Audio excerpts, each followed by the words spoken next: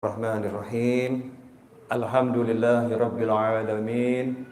Allahumma salli wa sallim ala sayyidina Muhammadin miftahi babi rahmatillah adada ma fi ilmillah salatan wa salaman daimain bidawami mulkillah wa ala alihi wa sahbihi. Allahumma salli ala sayyidina Muhammadin salatan taftahu biha lana futuhal arifin wa tufaqihuna biha fid din wa ala alihi wa sahbihi. Assalamualaikum warahmatullahi wabarakatuh. Sahabatku kaum muslimin dan muslimat di Masjid Raya Bintaro Jaya dan dimanapun antum berada yang dimuliakan Allah Ta'ala. Alhamdulillah pada bainal isya'ain di antara maghrib dan isya di malam Kamis ini Allah Ta'ala pertemukan kita dalam keadaan iman, Islam dan sehat. Ini adalah pertemuan yang kalau bahasanya kurang apa lagi. Nggak ada yang kurang itu. Manusia itu kalau udah iman, Islam, sehat, itulah orang yang kaya raya. Ya, itulah orang yang sebetulnya dalam nikmat yang luar biasa. Tapi biasa namanya juga kita. Namanya juga kita. Pasti ada embel-embelnya. Islam ya Islam, iman ya iman, sehat-sehat, tapi nggak punya duit. Tapi nggak punya duit. Giliran nanti punya duit dikasih sakit, iman, Islam, duit punya, tapi sakit. Giliran punya duit, sehat, iman, Islam, jomblo. Ngomong sama kiai, sama habib, sama ustadz. Islam, iman, sehat, alhamdulillah, duit punya habib. Istri yang belum punya, ngeluh lagi. Nah inilah manusia. Makanya kalau kita bicara, kita ini mau sehat, zahir dan batin, mau bahagia, resepnya yang ada ya, paling top, paling hebat, selalu melihat diri dalam nikmat. Kalau bisa melihat diri ini selalu dalam nikmat, ya udah nikmat. Apalagi yang membuat kita sekarang ini nggak nikmat. Cek diri masing-masing, pasti sudah dalam nikmat. Masalahnya nggak mau dibilang dalam nikmat.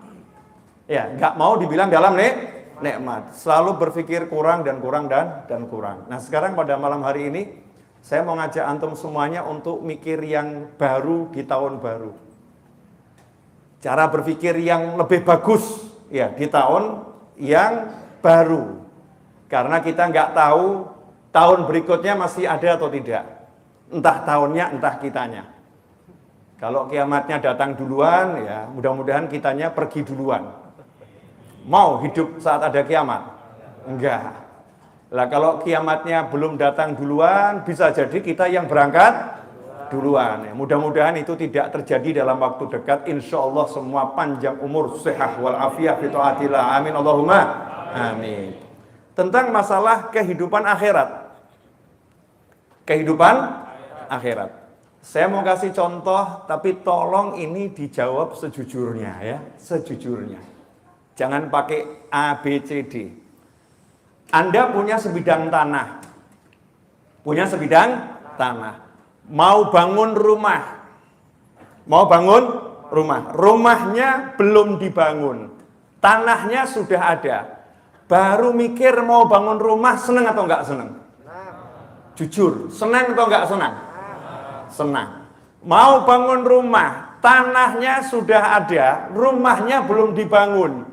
Baru lihat model-model contoh rumah yang nanti akan kita bangun, modelnya begini. Survei keliling perumahan. Saya nanya, senang atau enggak senang? Senang atau enggak senang? Padahal duitnya enggak ada. Duitnya enggak ada. Duit enggak ada, uang enggak punya sebidang tanah. Berencana bangun rumah. Searching di YouTube. Ya, desain akhir abad, desain akhir zaman, desain akhirat. Wah, itu keren banget, betul ya? Desain akhirat, biar laku itu desainnya ya. Desain akhirat. Searchingnya itu senang atau nggak senang? Senang. Ya, senangnya luar biasa. Padahal itu belum bangun rumah. Baru berencana membangun rumah. Betul seperti itu? Saya butuh jawaban jujur nih. Betul seperti itu?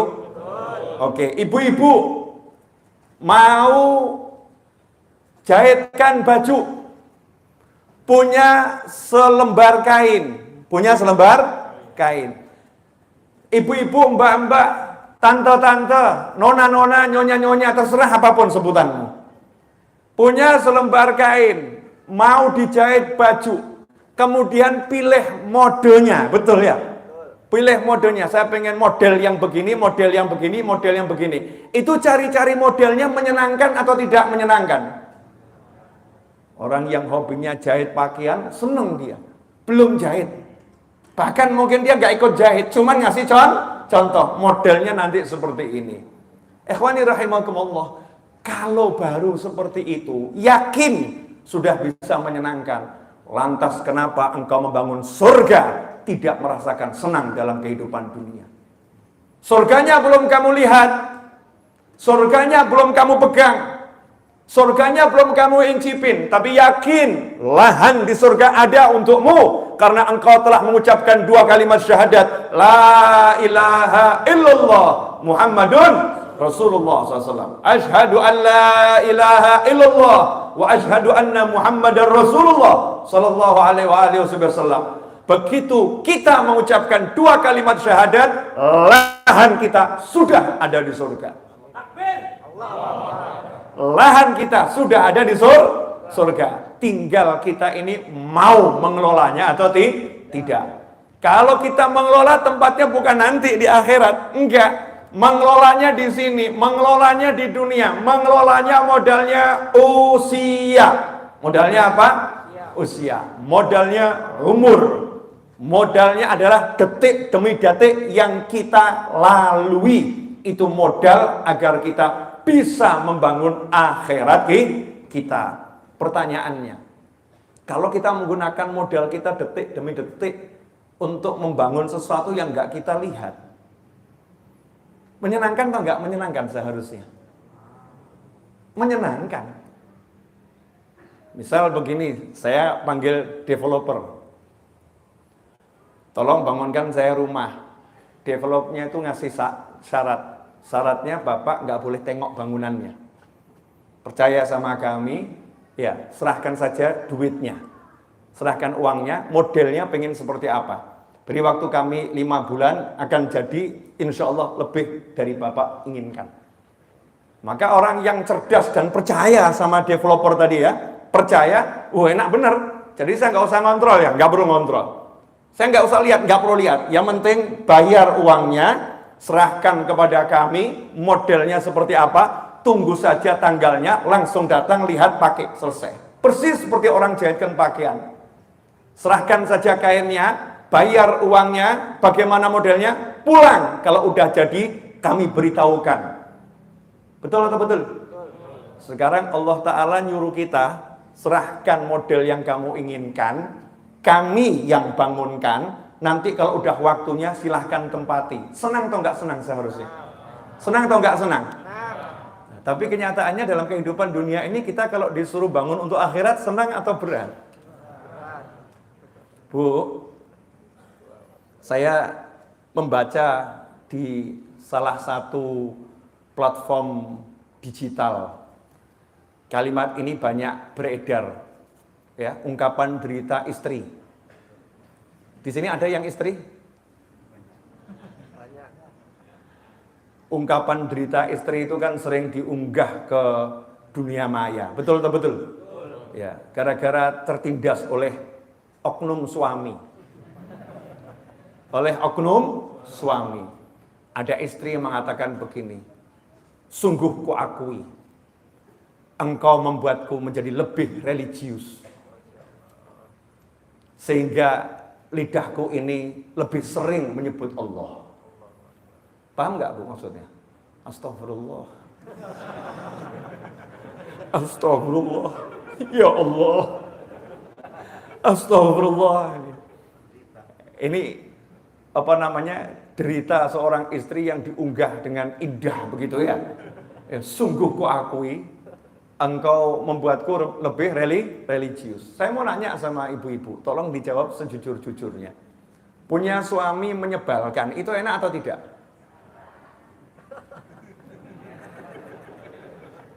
Oknum suami ya, oknum suami menyebalkan, enak atau tidak? Enggak enak. Tidak enggak enak. Tapi kalau sesuatu yang menyebalkan itu bisa memasukkanmu ke dalam surga, enak atau enggak enak? Ayo Bu. Enak atau enggak enak? Sesuatu yang bisa buat kamu masuk surga, enak atau enggak enak? Nah, itu ada satu yang teriak, enak.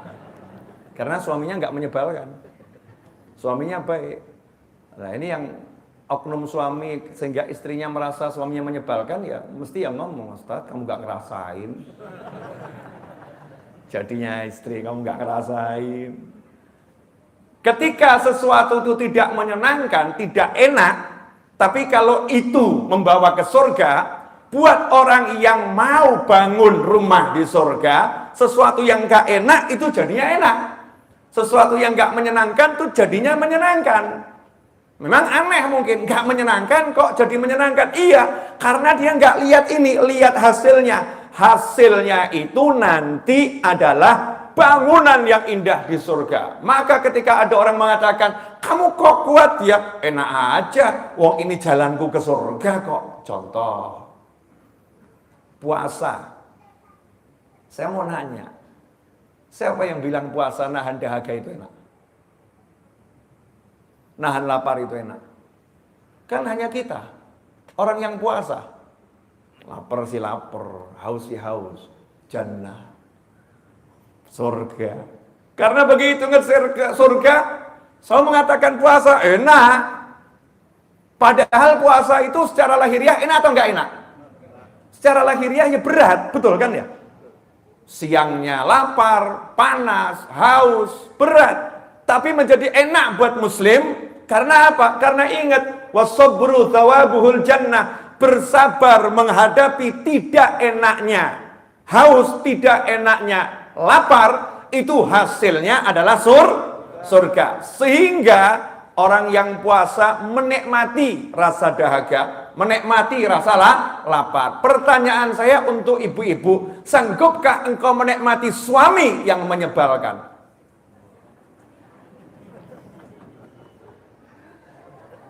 Wah susah Bib, suami saya nggak menyebalkan kok. Suami saya menyenangkan. Nah, ini yang dapat godaan atau gangguan dari suami. Ingat-ingat saja, sabar menghadapi suami, maka itu jalan ke surga. Nah, ini prolog ini saya sampaikan begini kenapa? Karena akhir zaman ini kita lupa tujuan. Lali. Kalau kata orang Solo, lali, wis lali. Udah lupa. Saya tuh bersyukur alhamdulillah termasuk yang diingatkan terus. Kalau diingatkan terus gak ingat ya kebangetan ya. Kenapa saya diingatkan terus? Ya karena saya dikasih tugas ngajar, mau gak mau kan harus ingat. Mau gak mau harus ingat, kan alhamdulillah. Jadi kalau udah saya ini sering ngajar, saya gak ingat ya keterlaluan. Ya keterlaluan luar biasa. Tapi kalau yang jarang belajar, tidak pernah ngajar, hidupnya sama cari penghasilan gitu ya. Kalau lupa ya sebetulnya ya wajar. Tapi 2 tahun kita, kurang lebih 2 tahun dikasih corona di dunia ini. Banyak orang yang meninggal mendadak. Walaupun orang meninggal mendadak nggak butuh corona. Ya, tiap hari ada orang meninggal mendadak. Tapi kan corona ini sesuatu yang luar biasa. Beberapa waktu silam dan sekarang insya Allah mudah-mudahan sudah benar-benar nggak ada, amin. Ya, mudah-mudahan tersingkirkan dari dunia, ya, dan nggak kembali lagi, amin Allahumma, amin. Khususnya dari Indonesia, walaupun kita harus terus waspada menjaga diri dari segala bentuk mara bahaya lahiriah maupun batiniah. Corona ini menyadarkan kita kalau yang namanya al-maut, mati itu nyata, mati itu nyata dan tidak kenal usia. Sewaktu-waktu bisa datang kepada siapa saja. Betul atau betul? Oke, kita nggak usah belajar lagi untuk sadar. Udah, saya yakin semuanya sadar bahwasannya sebentar lagi pasti mati. Pertanyaannya, udah bangun rumah belum di sana? Nah, mari kita berpikir, anggap saja mulai dari nol. Mulai dari nol. Dah, yang lewat-lewat sudah lewat. Saya mau mulai dari nol. Caranya bagaimana? Saya ingin menyampaikan solusi. Ya, bukan buat orang nanya-nanya, bukan buat orang pusing, bukan buat orang bingung. Syariat ini menawarkan solusi untuk siapapun yang kebingungan, saya harus bagaimana? Jangan khawatir, dalam sebuah hadis Baginda Muhammad sallallahu alaihi wasallam bersabda, ittaqillaha haitsuma kunta wa adbi sayyatal hasanata tamhuha wa khaliqin nasa bi khuluqin hasan. Rawahu Tirmidzi.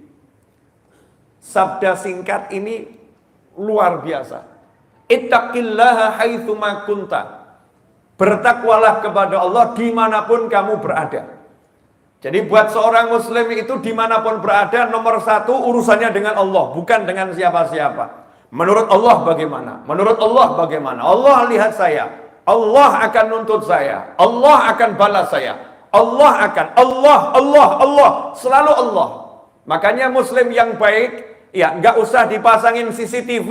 Udah ada yang maha melihat, yaitu Allah subhanahu wa ta'ala. Dimanapun dia akan melaksanakan perintahnya Allah. Perintah Allah terhadap pasangan hidup, perintah Allah terhadap binatang. Mohon maaf, saya mau nanya, kalau ada semut di meja, Anda melihat itu makhluk Allah atau semut? Semut.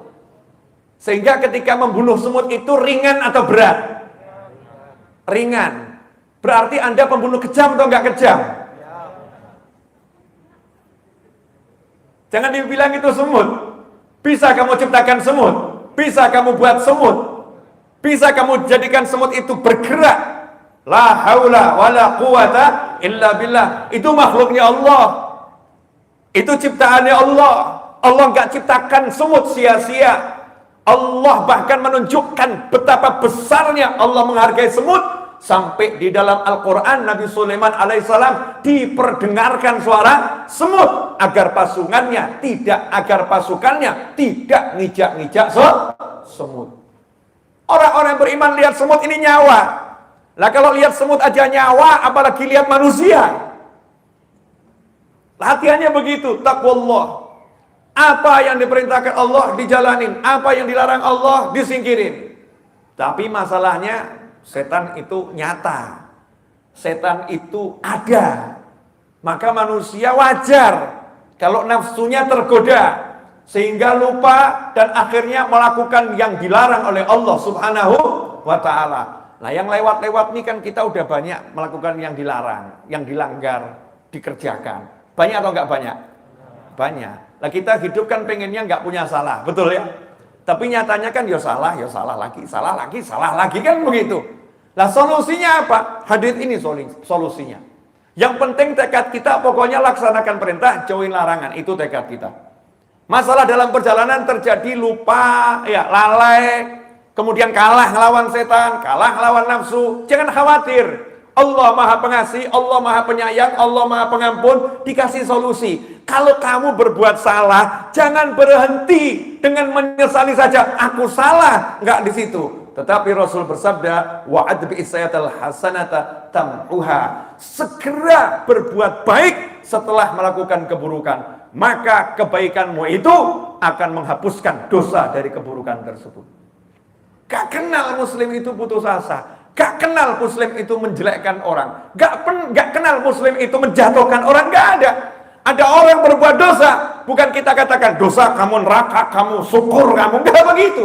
Ada orang berbuat dosa, segera kamu sedekah, segera kamu istighfar, segera kamu baca tahlil, segera kamu baca Al-Quran, agar dosamu diampuni oleh Allah Subhanahu wa ta'ala. Diajarin untuk menghapus dosanya, diajarin untuk berbuat baik.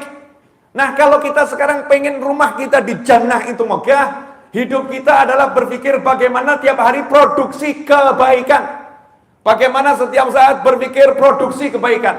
Antum kalau lihat handphone saya ini baru ini. Pamer dulu. Iya. Saya beli 2 handphone baru. Ya, 2 handphone baru. Handphone yang lama terbaik, tapi ini ada handphone yang lebih baik. Kenapa handphone ini saya ganti? Yang lebih bagus. Karena saya mau produksi kebaikan.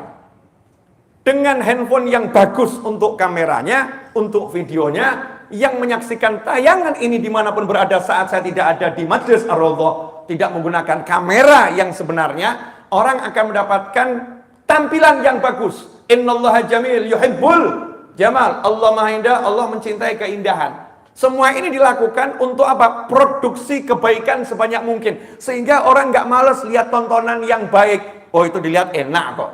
Ya, dilihat enak. Pertanyaan saya, sudahkah kita produksi kebaikan dengan wajah kita? Atau justru produksi dosa dengan wajah kita? Bu, Ibu, apakah wajahmu produksi dosa? Ataukah wajahmu produksi kebaikan? Cek. Bapak-bapak, ini matanya bapak-bapak dan mulutnya ini produksi dosa atau produksi kebaikan? Kalau lihat orang lain nih, semuanya nih, kalau lihat orang lain, an-nadhar ilal haram, haram. Melihat yang haram, haram. Betul ya? Tapi seringkali kita terbatas mendefinisikan melihat yang haram itu melihat wanita, melihat aurat terbuka, begitu ya? Betul, itu haram. Tapi ini banyak yang melakukan hal haram ini tanpa disadari. Dosanya lebih besar dari semua itu. Apa itu? Memandang orang lain dengan pandangan merendahkan. Mirip enggak? Di sini terus dulu. Lalu dicontohkan, kalau nggak dicontohkan nggak paham. Itu pandangan-pandangan begini, pandangan haram, dosanya besar sekali. Karena itu wujud dari kesombongan. Apalagi mulutnya ikut-ikut. Siapa sih? Ada mulai ya. Amat. Mulai mulutnya ikut-ikut. Ya, kemudian tubuhnya ikut-ikut bergerak menjauhi, Masya Allah. Itu dosanya luar biasa. Nah, kalau sudah tubuh kita seperti ini berbuat dosa, kita sadar begitu, jangan dibiarkan. Sadari, saya masih bejat, saya masih banyak salah, tapi saya mau masuk surga.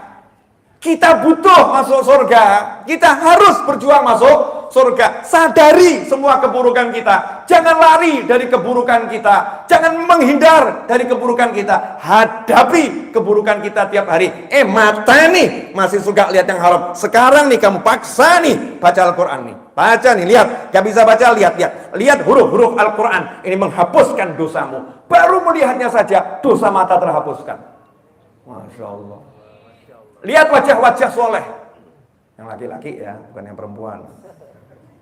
Lihat wajahnya orang-orang soleh itu. Dilihat betul. Itu menghapuskan dosa. Paksa. Mulut. Ini suka ngomong yang gak baik. Mulut suka ngomong yang gak beres. Kafarahnya ngomong yang baik. Kalau kita pernah mencela seseorang, pernah menghina seseorang, balasannya adalah puji orang itu di hadapan orang lain. Itu orang baik, itu orang luar biasa, itu orang mesti disingkirkan. Biarin. Harus dilawan. Wa'ad bi'is'atal hasanata tam'uha. Nah, lanjutannya nih yang luar biasa. Ini masih satu episode ya, satu episode. Cara agar dosa-dosa kita tuh selesai, diampuni. Wa khaliqin nasa bi khuluqin hasan. Dan pergaulilah manusia dengan budi pekerti yang baik. Nah, disinilah ulama bahas. Ya, akhlak yang baik itu apa? Kadang-kadang ini ada orang pakaian nggak penting, yang penting akhlaknya. Ngaco. Akhlak itu bukan hanya kepada manusia. Akhlak itu nomor satu kepada Allah Subhanahu wa ta'ala. Akhlak kepada Allah dengan melaksanakan semua perintah Allah, menjauhi semua larangan Allah pada dirimu. Engkau gak boleh berpakaian yang tidak dicintai Allah, berpakaian yang tidak diridhai Allah, gak boleh. Akhlak yang mulia bukan hanya kepada orang di hadapan, tapi pada Allah Subhanahu wa Ta'ala. Maka jangan pernah mengatakan yang penting hatinya. Maaf, ini sering ya digunakan kalimat-kalimat ini untuk melegalkan maksiat, melegalkan buka aurat. Auratnya terbuka nggak apa-apa, yang penting akhlaknya baik. Orang yang auratnya terbuka mungkin akhlaknya kepada manusia baik, tapi akhlaknya kepada Allah nggak baik, akhlaknya kepada Nabi nggak baik, akhlaknya kepada syariat nggak baik. Kita harus menjadi yang the best, betul-betul berakhlak mulia. Sama Allah berakhlak pada ciptaannya Allah Ta'ala. Apa itu akhlak kepada manusia? Simple. Saya belajar banyak definisi ulama akhlak mulia kepada manusia ini seperti apa. Ulama mengatakan akhlak yang mulia itu adalah mampu menanggung derita gangguan orang lain. Nah, itu baru nanti muncul akhlak yang mulia. Yang muncul ya diganggu orang, mampu nahan diri, mampu menanggung deritanya, itu namanya akhlak yang mulia. Contoh, Al-Habib Abdul Qadir bin Ahmad Jiddah rahimahullah, seorang habib dan tokoh dari tokoh-tokohnya para habaib yang sudah wafat, ya tinggalnya di kota Jeddah. Wafat sudah cukup lama, namanya Habib Abdul Qadir. Pernah beliau itu keliling mengunjungi orang-orang yang susah. Itu salah satu pekerjaannya. Kemudian membagikan uang-uang zakat yang dititipkan kepada beliau. Keliling, dicari betul. Dikasihkan tangannya sendiri. Nggak lewat orang langit. Suatu hari ketika beliau ke rumah salah satu orang yang mencintainya, yang biasa bantu-bantu di majelisnya, di majelis beliau, waktu mau pulang yang punya rumah ngantarkan sampai mobil. Saking senangnya ini yang punya rumah mengantarkan sampai mobil, Habibnya masuk di belakang, duduk di belakang. Kemudian pintu ditutup oleh yang mengantar tadi. Setelah itu mobil jalan. Setelah jalan berapa saat, Habibnya mengatakan, ya tolong berhenti sebentar. Ya, ternyata tangannya itu kejepit pintu. Dan darah mengucur. Supirnya nanya, Habib, kenapa diam saja? Kenapa enggak teriak? Kenapa enggak bilang kesakitan? Aduh, jawabannya adalah, bagaimana aku akan menghancurkan hati seorang pecinta? Bagaimana aku akan menghancurkan hati seorang yang baik? Bagaimana aku akan menghancurkan hati seorang muslim? Bagaimana aku akan buat hatinya terluka? Sementara dia mengantarkan aku ke mobil dengan penuh cinta. Itu nahan rasa sakit. Sampai gak ngucapin apa-apa itu ya. Nunggu jauh, biar gak kelihatan mobilnya berhenti. Kalau kelihatan mobilnya berhenti, nanti akan dikejar lagi. Kenapa berhenti? Sampai gak kelihatan dari orang tersebut. Ini akhlak mulia. Akhlak mulia. Saya ketemu, alhamdulillah, sama manusia-manusia yang akhlaknya luar biasa. Bukan hanya baca dari cerita. Memang ketemu betul. Manusia-manusia akhlaknya luar biasa. Contoh lagi, almarhum Al-Habib Anis, Muhammad Anis bin Alwi Al-Habsyi, Solo. Ya, yang di Solo itu almarhum Habib Anis Al-Habsyi. Sakit waktu itu, stroke. Di bulan Ramadan, duduk setelah sholat zuhur di tempat biasa beliau mengajar dan biasa menjamu tamu. Saat itu masyarakat, umat yang udah kangen karena hampir 1 bulan lebih, 2 bulan gak cium tangan beliau karena beliau dirawat. Hari itu pengen cium tangan. Beliau izinkan, silahkan, dengan isyarat. Maka semuanya cium tangan dengan berdiri, berbaris, kemudian duduk di hadapan beliau, kemudian cium tangan. Apa yang dilakukan Habib Anis ketika melihat orang berbaris kemudian duduk, berbaris kemudian duduk, maka beliau kemudian bangun meninggalkan tempat duduknya, berdiri dan kemudian ikut memberikan tangannya agar orang gak susah duduk karena beliau. Padahal sakit. Padahal sakit. Suatu ketika saya pernah nanya, Habib, kenapa Habib kalau tangan ini parfumnya, aromanya, wanginya luar biasa, susah dicari tandingannya dan susah dicari yang semisal. Parfumnya ini beli di mana? Ternyata beliau parfumnya itu meramu sendiri dan satu yang tidak bisa disamai dengan yang lain karena setelah pakai parfum yang sangat harum, beliau bakar gahru yang 1 kilonya sekitar 10 juta. ya, dibakar gaharu tadi, kemudian tangannya dikasih aroma gaharu tersebut, dan ini digunakan ketika orang mau cium tangan beliau setelah sholat subuh, ya, dan ketika ada majelis. Saya nanya, kenapa harus repot seperti itu? Jawaban beliau adalah, itu sahabat-sahabat kita, kawan-kawan kita itu sudah memuliakan saya, ya, hidungnya sudah memuliakan saya dengan mencium tangan saya, maka saya akan muliakan hidungnya dengan aroma yang harum. Nah, kalau kita kan udah habis makan gulai kasih ke, ayo, habis buat apa lagi kasih ke ini ya. Nih hormat nih, cium gitu ya. Nggak ada takzim, nggak ada pengagungan pada hidung yang udah mau mencium. Ini saya ketemu orang-orang yang mulia, yang detil perhatian seperti itu. Ini akhlak, ini akhlak.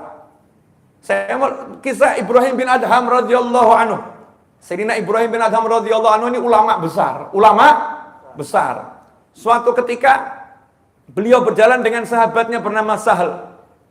Orang dulu kalau bilang murid itu sahabat. Makanya saya suka menyapa sahabatku. Dulu Rasulullah juga pakai sahabatku. Ya pakai sahabatku, bukan muridku, enggak.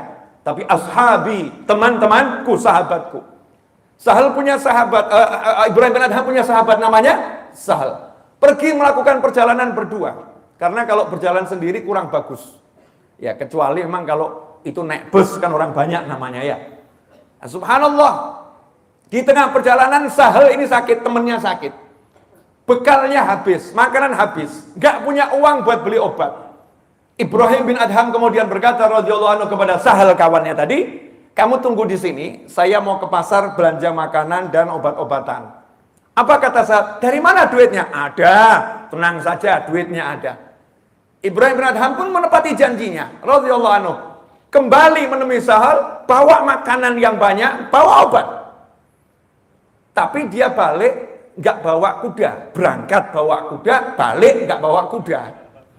Saat itulah temennya nanya, wahai guru, kudanya mana? Terus ini makanan dari mana nih bisa dapat semua ini? Dijawab, ya bayar, beli. Iya beli tapi duitnya dari mana? Jual kuda. Ya muridnya kaget. Lah kalau kudanya dijual, sementara kita ini harus melewati 3 kota lagi untuk sampai tempat tujuan. Nah nanti bagaimana? Sementara saya sakit, saya nggak bisa jalan. Apa kata gurunya? Don't worry. Yes, pokoknya don't gitu ya. Ojo khawatir. Jangan khawatir, jangan risau. Aku akan menggendongmu sampai tujuan. Ini gurunya langsung gendong muridnya, digendong sampai 3 kota. Sanggup jenengan jadi guru seperti itu? Sanggup jadi sahabat seperti itu? Yang ada, yaudah ya, kamu sudah di sini dirawat yang baik ya, nanti saya suruh orang jemput kamu. Ini akhlak mulia. Nah ini akhlak mulia ini mampu menggugurkan dosa-dosa yang luar biasa. Makanya kita kalau ada orang punya dosa, orang punya salah, kita nggak boleh berprasangka buruk, nggak boleh. Prasangka baik. Siapa tahu dia punya amal soleh yang menghapuskan dosanya. Siapa tahu dia punya akhlak mulia yang menghapuskan dosanya. Termasuk akhlak mulia kepada orang tua. Mohon maaf, ada orang tua tuh kalau semakin tua, tingkahnya semakin mengganggu. Menurut orang-orang tertentu. Marah-marah gitu kan ya. Sehingga menantu tuh nggak sabar ngadepi mertua yang model begitu. Udah tua, semakin cerewet, tajam lidahnya, nggak punya perasaan. Aku ini menantu kayak pembantu. Ya. Ini ada nih menantu model begini, entah di alam mana, wallahu a'lam. Oknum menantu. Oknum menantu. Nah ini kalau ketemu orang tua, entah kandung, entah mertua, semakin tua kok perbuatannya itu semakin nggak jelas, marah-marah.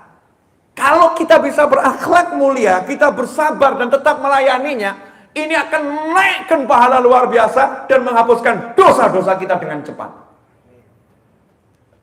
Makanya kalau ada orang punya salah itu jangan kemudian neraka, ini model-model neraka ini.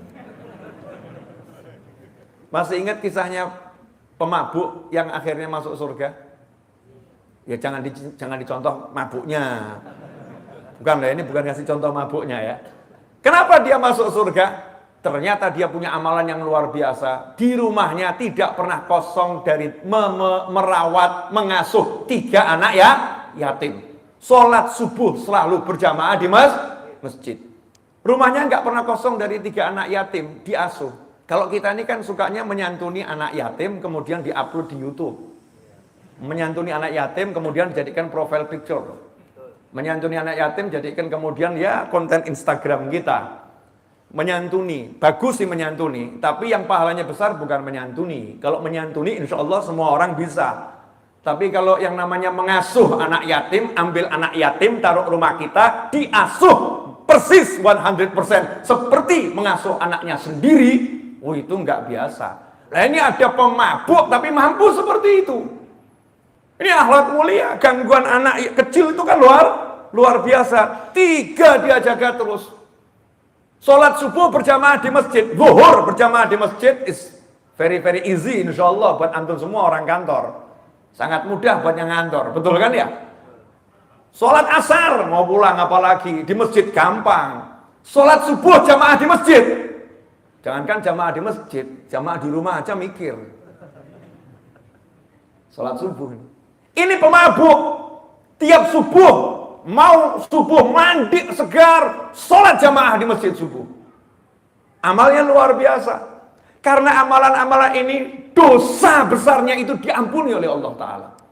Makanya kita nggak boleh pesimis, optimis kepada siapapun. Karena itu lewat pengajian ini saya pengen ngasih tahu semua pendosa seperti saya. Dah yang baik-baik nggak dengarkan nggak apa-apa. Pendosa-pendosa seperti saya, Anda jangan takut ke akhirat. Akhirat itu pasti kamu datangi. Jadi jangan takut ke akhirat. Aku memang banyak dosa, aku memang banyak salah, tapi aku harus punya amalan yang kupegang terus istiqomah. Insya Allah nanti itu akan menghapuskan dosa-dosanya itu. Nah, ciri-ciri dosa dihapuskan kan lama-lama bisa ditinggalkan. Nggak ada loh orang jahat senang dengan kejahatannya. Itu ada itu satu waktu dia duduk termenung sendiri, betapa bejatnya aku, tapi kambuh lagi. Ada bagian dirinya yang jujur ngakui betapa buruknya aku, kan ada itu ya. Ada seperti itu. Makanya kita buka peluang kepada diri kita. Jangan kita tutup peluang, nggak mungkin bisa, nggak mungkin. Nggak ada yang nggak mungkin. Siapapun berhak masuk surganya Allah Subhanahu wa Ta'ala dari umat Nabi Muhammad SAW.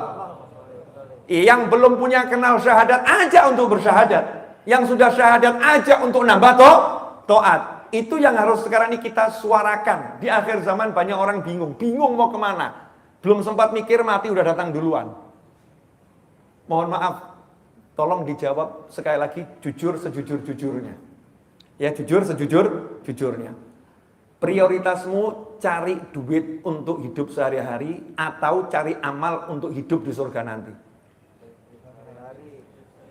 Dan dijawabnya di dalam hati aja dah. Daripada banyak kebohongan di masjid ini, ya kan lebih baik jawabnya di hati masing-masing. Udah kita coba jujur. Prioritas kita apa? Skala prioritas. Saya nggak mengatakan nggak boleh cari duit, bukan ya. Tapi skala prioritas. Mana yang harus kita cari sebanyak mungkin itu. Nah kalau ternyata kita selama ini kok fokus saya kok duit ya. Kehilangan duit itu kok sedihnya luar biasa ya. Kehilangan sholat berjamaah kok nggak sedih ya. Oh biasa-biasa saja ya. Kehilangan pengajian yang biasa rutin datang kok biasa ya. Ya kehilangan sinetron itu terlambat lihat kok jadi luar biasa ya. Ini berarti ada yang nggak beres sama hidup saya ini. Jangan khawatir, perbaiki kok. Jangan kemudian ngecap dirinya masing-masing ya. Itu setan itu. Wah nggak mungkin lah, aku ini orang jelek, nggak mungkin aku jadi orang baik. Aku nggak layak. Ini setan ini. Setan. Siapapun kita layak. Makanya Ibn Arabi radhiyallahu anhu ketika melihat ada orang maksiat di depan mata beliau mengatakan, seandainya ada orang berbuat maksiat yang terbesar di hadapanku, kemudian orang tadi pergi sebentar dan aku tidak melihatnya sesaat karena terhalang pohon atau terhalang tembok, aku yakin kalau melihat dia setelah itu, aku yakin dia waliullah. Ditanya sama muridnya, guru, tadi kan lihat dia maksiat terang-terangan, kok guru bisa bilang dia itu waliullah dari mana? Karena aku tidak pernah tahu apa yang terjadi di balik tembok. Siapa tahu dia minta ampun sama Allah dan Allah ampuni dosanya, dan Allah sudah mengatakan innallaha yuhibbut tawwabina wa yuhibbul mutatahhirin. Allah mencintai orang-orang bertobat dan orang yang suka bersihkan diri. Dicintai Allah berarti wali Allah. Sanggup nggak kita punya prasangka baik pada diri kita seperti itu dan orang lain seperti itu? Akhiron, ya memang ini waktunya Isya ya? Hah? Oh, itu jadwal Iqomah 19.21. 5 menit lagi Iqomah. Isyanya 19.30. Masih ada 9 menit ya? Nah, akhiron. Biar nggak salah menerima ilmu. Kadang nih yang di YouTube tuh loh. Cuman asal dipotong tapi nggak, habisnya endingnya nggak disertakan.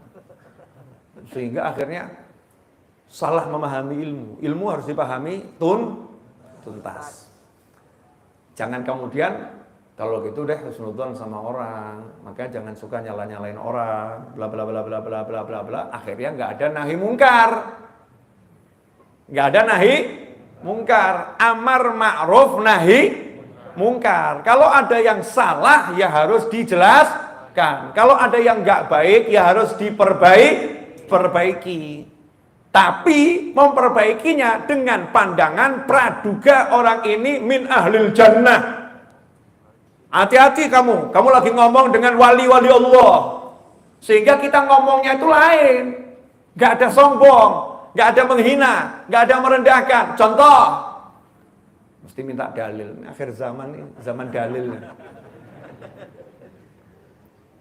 Ingat Nabi Musa ketika duel dengan tukang-tukang sihir. Nabi Musa alaihissalam duel dengan tukang-tukang sihir. Masih ingat gak kisahnya? Berapa itu jumlah tukang sihirnya? Kalau saya nggak salah di tafsir disebutkan 70.000. 70.000 itu banyak nggak? Banyak ya? Wakeh. Kalau saya nggak salah itu, nanti cek di tafsir ya. Intinya banyak lah, tukang sihirnya banyak. Ketika berhadapan dengan tukang sihir, cek di tafsir. Nabi Musa itu diperintahkan sama Allah Ta'ala, beradablah kepada mereka. Tukang sihir. Beradablah kepada mereka karena mereka wali-waliku. Merinding saya ini. Beradablah kepada mereka karena mereka wali-waliku. Nabi Musa ya duel sama tukang sihir. Satu lemparkan tali, satu lemparkan tongkat. Tapi duelnya itu cakep, indah, beradab, berakhlak. Karena meyakini ini semua wali-wali Allah. Kenapa? Karena dalam catatannya Allah itu semua itu memang sudah dicatat wali Allah. Sekarang wujudnya masih jadi tukang sihir. Begitu melihat talinya dimakan sama ular yang tadinya tongkat berubah jadi ular, tukang sihir itu paham, gak ada sejarahnya kayu makan tali. Jadi berarti tadi betul-betul jadi ular ini. Mereka langsung semua syahadat. Setelah syahadat menarik loh. Langsung musuhnya Fir'aun loh. Berkhianat kepada Fir'aun saat Fir'aun membutuhkannya. Kira-kira ngeri atau enggak itu? Bukan ngeri-ngeri sedap, tuh ngeri-ngeri enggak sedap itu. Sekarang sering muncul istilah ngeri-ngeri sedap gitu ya. Ini ngeri-ngeri enggak sedap. Urusannya sama Fir'aun. Fir'aun mengatakan, saya akan bunuh kalian semua dengan pembunuhan yang keji. Saya akan putus tangan kalian dan kaki kalian secara bersilang. Kalau tangan kanan yang diputus, kaki kiri ikut diputus. Setelah itu kalian akan saya pasung ya. Disalib di tiang-tiang. Diikat di sana sampai darah kalian habis di tengah panasnya matahari di padang Sahara. Saya mau nanya, ngeri atau enggak ngeri? Nah, ini kalau kita belum tentu kuat. Tapi tukang sihir tadi yang syahadat tiba-tiba sakarepmu. Arep mbok pateni, arep mbok ulek-ulek ya. Arep mbok ida-ida, arep mbok apa sakarepmu. Saya enggak mungkin ganti iman, saya sudah kenal Allah. Luar biasa enggak luar biasa nih? Luar biasa. Kenapa luar biasa? Karena memang ini wali Allah. Saat munculnya harus ketemu Nabi Musa jadi wali Allah. Lah bisa enggak kita amar ma'ruf nahi mungkar dengan meyakini ini insya Allah ini calon-calon wali semua ini. Sehingga kita enggak ada merendahkan orang tuh enggak ada. Cuman paling ngasih tahu, enggak benar itu salah. Enggak boleh kamu gitu, enggak boleh. Itu salah. Yang salah harus dijelaskan. Ibu cinta sama anaknya, cinta enggak Bu sama anaknya? Cinta. Tapi ketika anaknya salah, ibu juga ngomong, nah ini salah nak. Ini nggak boleh kamu begini.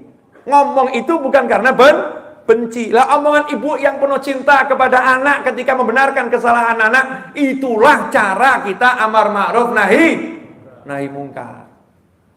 Bukan cari-cari salahnya istri. Dinasihatin sama istrinya, Pak, sholat subuh ya Pak, sholat subuh. Mulai suaminya marah, lantang ngomong sama istrinya, gak usah gayang-gayang ngajarin saya sholat. Kamu saja baju gak nutup aurat, gaya kamu ngajarin saya sholat. Urus dirimu sendiri. Masya Allah. Ini namanya cari-cari salahnya orang. Kalau suami mau nasihatin istri, jawabannya begini, iya sayang, makasih sudah diingatkan. Jangan lupa auratmu juga ditutup. Ya, tapi bukan niat membalas ini. Ini kalau niatnya membalas juga sama juga bohong.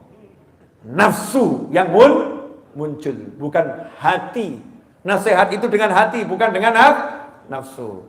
Super terakhir, masih ada 3 menit. Alhamdulillah barokah betul waktunya ini.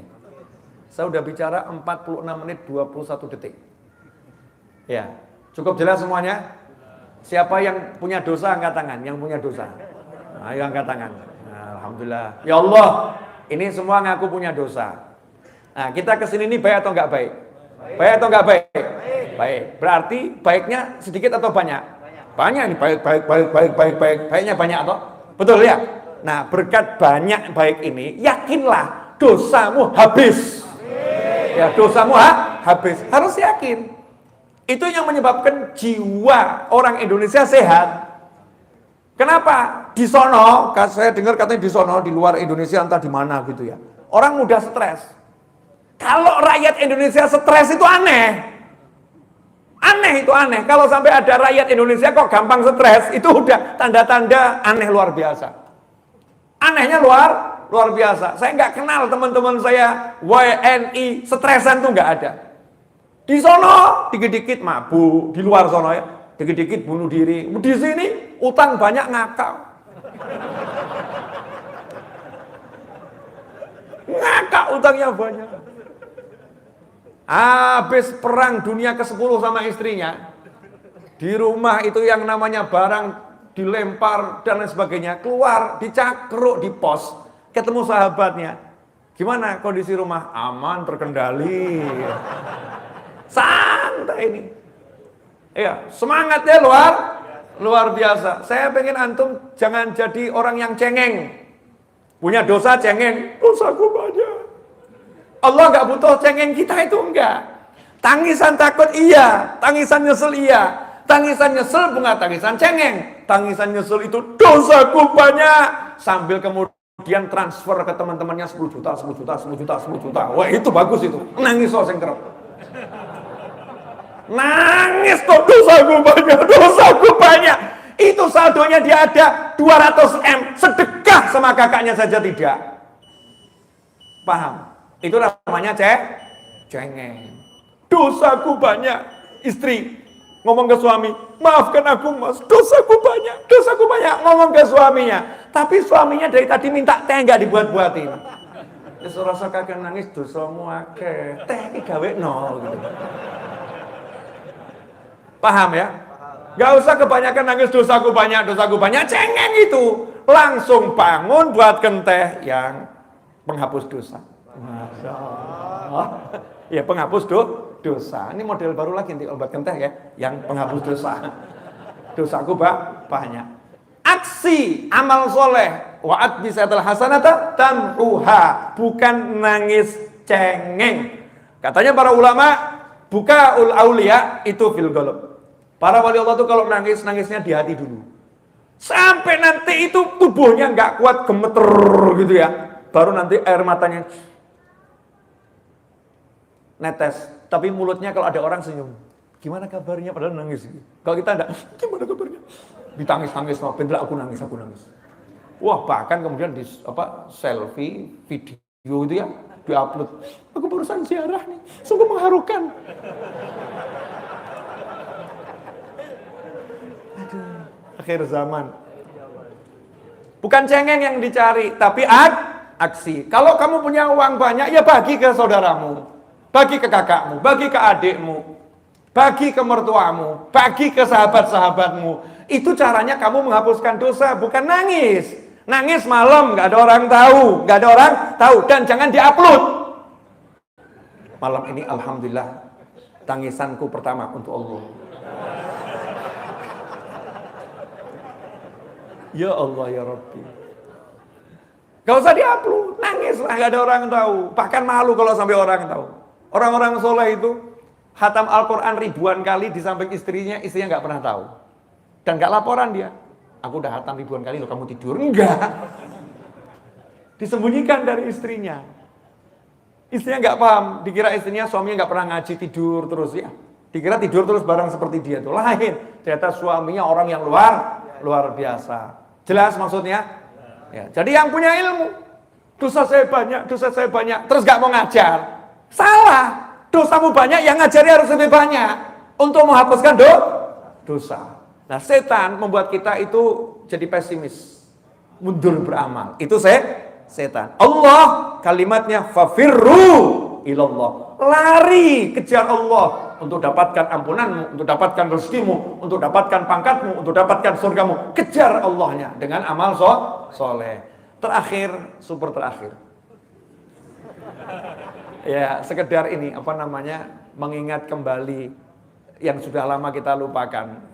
Saya masih sering dapat WA di tengah malam itu kan, waktu tahajud. Saatnya tahajud. Wah, share-sharean gitu ya. Nah, saya nggak merendahkan dan menyalahkan siapapun. Tapi yang begini nih, aneh juga. Cuman aneh saja. Kalau mau bangunkan tahajud itu bagusnya sebelum orangnya tidur atau saat orangnya tidur? Bangunkan tahajud pakai WA loh, mikir.